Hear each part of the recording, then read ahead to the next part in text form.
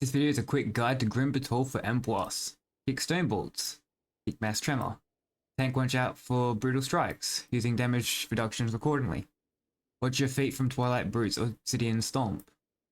Move and don't stand in the Twilight zones. Line of sight the dragons when they're about to finish Umbral wins. Read the dragons, ride the dragons. Press 1 for high density packs limited to 5 presses. Press 2 for moderate damage, kill the rest of the trash. General Umbris. Find the safe spot after the boss is called for the dragons after commanding Roar. DPS and healers put rock spikes off to the edges of the room, not making a complete line so you can see safe spot from the Twilight Dragons. Tank watch out for Skull Splitter, boss will use it while heading towards safe spots. Rinse and repeat until boss is dead. Kick Shadow Flame Bolt. Kick Searing Nightmare, only use CC stops if it's channeling. Personals on Molten Wake will overlap with Shadow Flame Bolts, high chance of instantly killing you.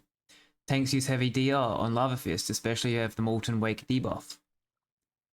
Forge Master Thrungus.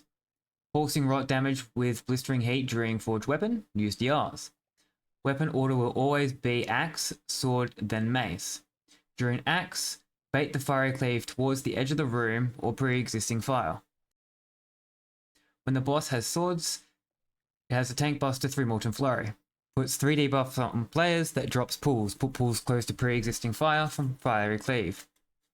When the boss changes to Mace, boss has a massive increased damage done on its melee hits. Tank needs to kite the boss, or they die. Kiting fire in a line.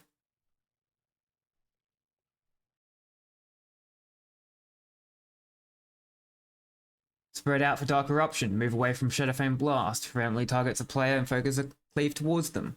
At 50%, Twilight Lava Benders will do Ascension. Move away from the small AoE and blast DPS Lava Bender. He will do ramping damage. The Twilight Enforcers need to be kited or Rage Soothed due to the rampaging Rage, which increases their attack speed by 30% every stack.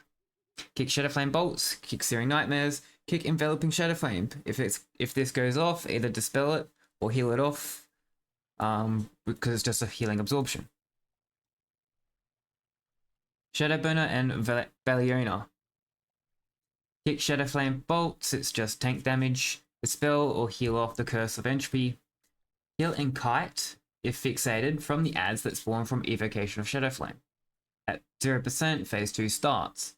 Avoid the frontals of Devouring Flames. Watch out for the tornadoes that spawn from the knockback of Twilight Buffet. And now, Evocation of Shadowflame now spawns 2 adds instead of 1. Kite and kill. Dragon will leave at 50% health. Faceless Corruptor starts channeling Corrupt. Use heavy damage reductions. Watch out if you have the debuffs from the mutated hatchlings. Avoid purple pools from the ground. If you get hit, they will mind control you. New Drax. During Void Surge, massive AoE on everyone and spawning tentacles around the room. When the boss casts Shadow Gale, find the safe spot. The safe spot are random throughout the room, but you also have to avoid the tentacles. While standing in the safe spot of the Shadow Gale, spread out immediately. The boss will target 3 random players with Abyssal Corruption. If overlapped, will kill you nearly instantly. Boss will spawn adds. Do not kill them until the boss has finished casting Void Surge. Tanks, beware of the tank buster that does physical and shadow damage that also knocks you back. Use damage reduction abilities.